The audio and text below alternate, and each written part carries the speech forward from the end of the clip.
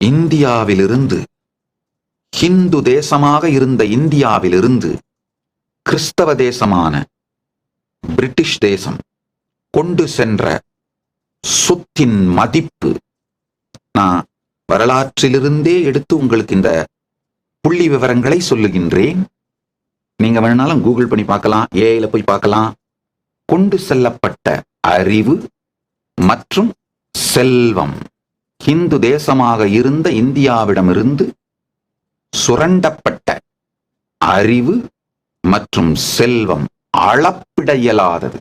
இவைகளையெல்லாம் சுரண்டிக் கொண்டு நம்முடைய எல்லா பிரச்சனைகளுக்கும் நமது சனாதன இந்து தர்மம்தான் காரணம் என்று நம்மை மூளைச்சலவை செய்து நம்மை நம்ப வைத்து விஷத்தை நமக்குள் விதைத்து விட்டு, இந்த விஷத்தை நமக்குள்ள விதைச்சதுனால அவர்கள் யார் மீதும் நம்முடைய சந்தேகம் வராமல் அவர்கள் பார்த்து கொண்டார்கள்.